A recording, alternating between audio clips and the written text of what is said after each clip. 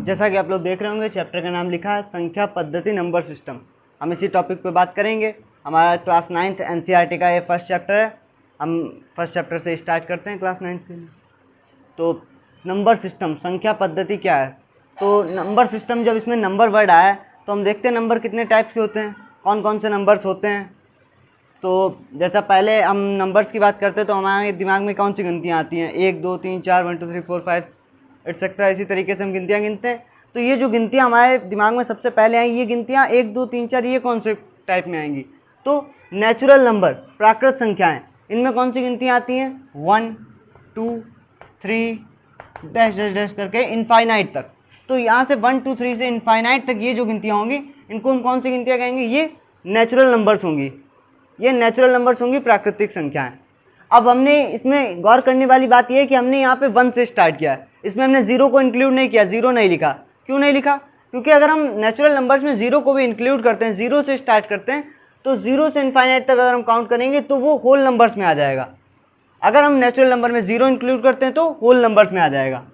Whole numbers में कौन से आते हैं? 0 1 2 3 इनफाइनाइट तक। तो होल नंबर्स में कौन से आते हैं? पूर्ण संख्याओं में 0 से लेकर इनफाइनाइट तक। और अगर हमने इसको हम नंबर लाइन से देखें, 0 बीच में होता है। अब 0 के इधर का तो हमने कर लिया, 1 2 3 से लेकर इनफाइनाइट तक। तो ये तो हमारा इतना नेचुरल नंबर में आ गया, ठीक है।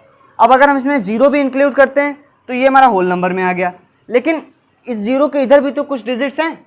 वो डिजिट कौन सी होंगी? वो तो हमारी माइनस में है, -1 -2 -3, ये भी तो डिजिट्स हमारी होती हैं। अगर हम इनको भी इंक्लूड करते हैं तो हमारे कौन से नंबर्स बनेंगे? अगर हम नेचुरल नंबर और उसके बाद 0 इंक्लूड करने पे होल नंबर बना, उसके बाद होल नंबर में अगर हम ये माइनस वाले डिजिट इंक्लूड कर लेते हैं तो हमारे कौन से नंबर बनेंगे? तो बनेंगे इंटीजर्स, यानी पूर्णांक। इंटीजर्स, पूर्णांक। इसमें हम क्या होगा? इसमें हम -1 -2 -3 और 1 2 3 0 ये सारे नंबर्स इसमें होंगे। और इसका अगर हम लिखना चाहें कि कितने होंगे, टोटल में कितना होगा, तो माइनस इनफाइनाइट से स्टार्ट होकर ये प्लस इनफाइनाइट तक जाते हैं। और इसको हम किससे डिनोट करते हैं? आई से या जेड से भी डिनोट करते हैं। और हमने जैसा कि नेचुरल नंबर बताया था, नेचुरल नंबर को एन से डिनोट करते हैं और होल नंबर्स यानी पूर्ण संख्याओं को डब्ल्यू से डिनोट करेंगे, कैपिटल डब्ल्यू से। और इंटीजर्स जो हमने बात की अभी, ये पूर्णांक, ये 3 टाइप्स के हो सकते हैं। अगर हम इसको डिवाइड करना चाहें तो इसको भी हम 3 पार्ट्स में कर सकते हैं। जैसे कि हम नंबर लाइन से ही दिखा देते हैं आपको। ये अगर हम इंटीजर्स की बात करते हैं तो इसको हम ऐसे 3 सेक्शन में डिवाइड कर सकते हैं।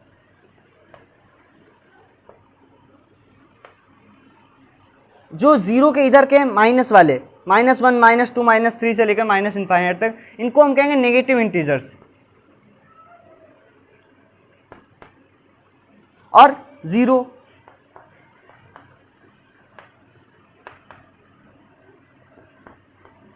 ये पॉजिटिव इंटीजर, और आई 0 इंटीजर 0 और नेगेटिव इंटीजर। 3 तरीके के इंटीजर्स हो सकते हैं, यानी पूर्णांक ऋणात्मक भी हो सकते हैं और पूर्णांक 0 होगा, और पूर्णांक धनात्मक भी हो सकते हैं। तो 3 तरीके के पूर्णांक हो सकते हैं। Integer are of 3 types. Next हमारा क्या आएगा? अगर हमने 1 2 3, इनके बीच में क्या कोई नंबर्स नहीं हो सकते? इनके बीच में भी तो हो सकता है। 1 और 2 के बीच में हम आधा, मतलब 0 और 1 के बीच में आधा लेते हैं। 1 और 2 के बीच में अगर हम इसका करेंगे तो 1 3/2 यानी 1.5। तो इस तरीके से हमारे आधे नंबर, मतलब हमारे इन संख्याओं के बीच में भी तो कोई संख्याएं आ रही हैं, तो उनको हम क्या कहेंगे? उनको हम कौन से ग्रुप में लेंगे? तो अगर हम फ्रैक्शन वाले नंबर्स भी लेते हैं, फ्रैक्शन वाले नंबर्स भी लेंगे तो वो हमारे आ जाएंगे रेशनल नंबर्स में। रेशनल नंबर यानी परिमेय संख्याओं में। जैसे उसके कुछ लिख लेते हैं एग्जाम्पल, 1/2 या 3/2 5/2, ये हमारे होंगे रेशनल नंबर। इनको लिखने का तरीका क्या होता है? इनको हम हमेशा p/q की फॉर्म में लिखते हैं, और वहाँ पर q 0 नहीं होता है, और p और q दोनों ही इंटीजर होते हैं। आगे इर्रेशनल नंबर्स की बात करते हैं। इर्रेशनल नंबर कौन से होंगे?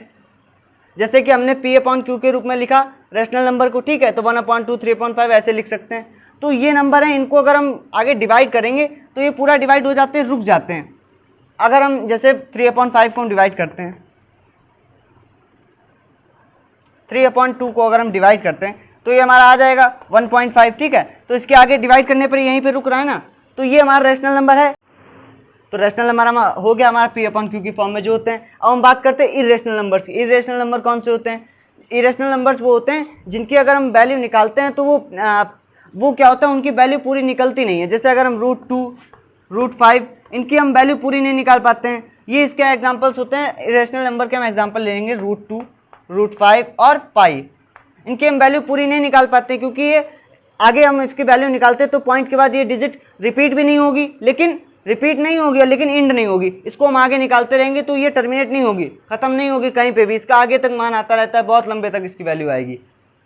तो ऐसी डिजिट जो हमारी होती हैं वो हमारी आ जाती है इरेशनल नंबर्स में।